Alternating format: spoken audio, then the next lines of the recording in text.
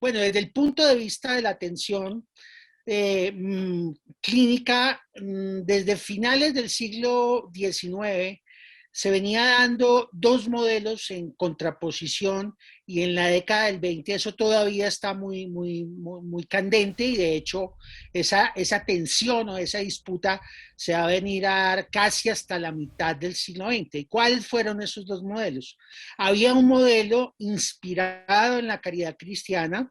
Muchos de los hospitales de Caldas y también de Manizales habían nacido por iniciativa, por ejemplo, de los primeros rotarios, o sea, lo que después va a ser la sociedad de rotarios, o sea, de comunidades civiles, de ciudadanos ayudados por médicos que tenían una clara influencia religiosa de caridad cristiana y que apoyaron entonces la creación de estos hospitales y sostenían de alguna manera la atención a los pobres.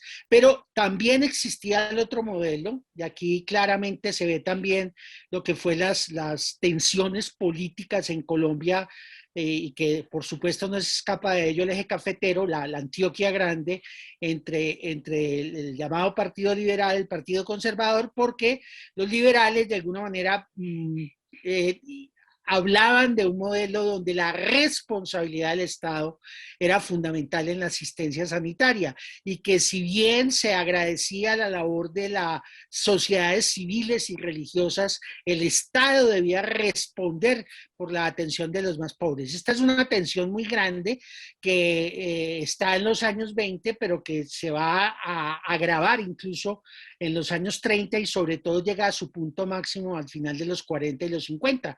De hecho, ahí la patria tuvo un papel muy importante en tensiones que tienen que ver con estos dos modelos. Estaba obviamente el hospital municipal, ¿cierto? Que después va a dar origen claramente al llamado Hospital de Caldas mucho más adelante. Recuerde que primero la localización va a ser en lo que hoy es a partir de 1910 se va a fundar en lo que hoy es el Cable, donde queda prácticamente el centro comercial El Cable. Pero médicos llegados en la década de los 20, 30, 40, fundaron clínicas privadas, instituciones privadas. Entonces está la famosa clínica Peláez, del doctor Peláez. Está una clínica muy importante que se llamó la clínica eh, la clínica Sofía, que no es el hospital de Santa Sofía, sino otra clínica previa, muy importante porque ahí llega un grupo de estudiantes, de médicos graduados en la Universidad Nacional de Colombia, que precisamente llegaron a intentar plantear un modelo donde el Estado fuera más responsable de los pobres y de los ciudadanos de la ciudad. Esta clínica fundó además un periódico que se llamó Glosario Médico y uno de los grandes líderes de la medicina de los años 40 y 50 fue el doctor Jorge Vargas Hernández, papá precisamente del doctor Jorge Vargas Gómez.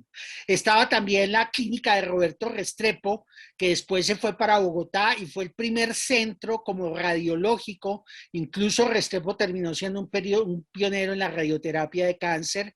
En fin, estaba la clínica del doctor Arango, que fue uno de los pioneros en la urología. Entonces, digamos que se fueron creando una serie de instituciones hospitalarias privadas al lado del hospital municipal. Pero realmente, en esta tensión que se dio en los 40 y comienzos de los 50 se vieron tres fenómenos importantes. Los pacientes tuberculosos no fueron dejados dentro del hospital municipal, sino que se creó una especie de pabellón aparte para los tuberculosos en lo que hoy es Minitas. En Minitas estaba el pabellón de los tuberculosos. Los enfermos con trastornos mentales, tampoco, a pesar de que desde los años 30 existían polémicas en el Consejo de Manizales y en la Cámara para fundar una institución, un manicomio. También se dio una gran presión por parte de muchos políticos de la región. Incluso Caldas llegó a pagar durante varias décadas al manicomio de Cibaté un dinero anual para mandar sus enfermos con trastornos mentales. Y la otra gran polémica fue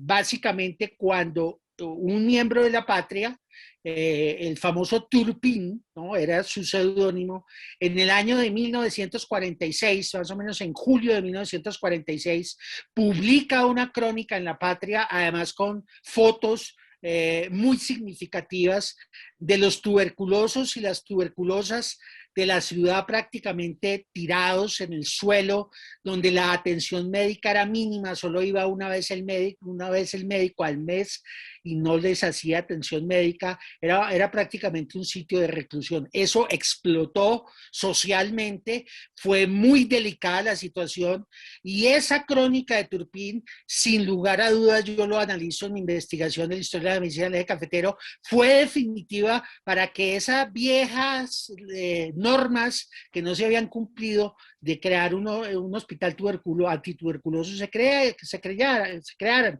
Finalmente entonces, pues Julio Zuluaga va a terminar creando el Hospital Santa Sofía en 1953, incluso donando su señora Sofía los terrenos. Y el psiquiátrico también bajo la presión de una poeta y de una intelectual que era Blanca Izaza, de Jaramillo, que fue una de las coeditoras de la revista Manizales. Ella impulsó mucho la presión de crear una clínica psiquiátrica y finalmente también en el mismo año, 1953, se inaugura la clínica psiquiátrica de San Calcio con los hermanos de San Juan. Recuerda que el hospital de Caldas se funda en el 60 por la Junta de Beneficencia, así se llamaba, que venía precisamente desde los años 40 la idea de convertir ese viejo hospital que quedaba en el cable en un hospital moderno. Se logra, pero aquí hay que entender la beneficencia ya donde el modelo de responsabilidad del Estado predomina. De hecho, ya se había dado una gran polémica finalizando los años 50, cuando todavía funcionaba el Hospital Viejo, que llamaban, porque el doctor Jorge Vargas, que fue nombrado secretario de Salud de Manizales, tomó una medida estrictamente científica y era que las hermanas de la caridad que durante prácticamente desde comienzos del siglo XX, incluso desde finales del siglo XIX, porque ellas entraron por primera vez en el hospital de guerra de la Guerra de los Mil Días cuando se fundó en 1860 y pico aquí en Manizales, pues que debían ser reemplazadas por enfermeras profesionales. Eso se entendió muy mal por parte de la ciudadanía. La iglesia caldense y manizaleña, donde la figura del famoso padre Márquez se convirtió en un estandarte de denunciar a Jorge Vargas, de acusarlo de masón. Ahí se dio una disputa entonces por primera vez entre las acusaciones de masonería que se estaban tomando a Manizales, cuando en realidad lo que estaba haciendo Jorge Vargas era volver científica la asistencia benéfica del hospital municipal. Y eso finalmente se logra, se gana esa batalla. Claro que esa presión social fue tan grande que los benefactores que todavía existían en el viejo hospital se reúnen y ahí es la génesis del nacimiento de la clínica de la presentación. La clínica de la presentación nace por la medida oficial, digámoslo así, de la Secretaría de Salud de Manizales, de que las hermanas de la caridad no siguieran haciendo una labor de enfermería, porque entre otras razones y argumentos del doctor Vargas, no se habían formado profesionalmente en enfermería.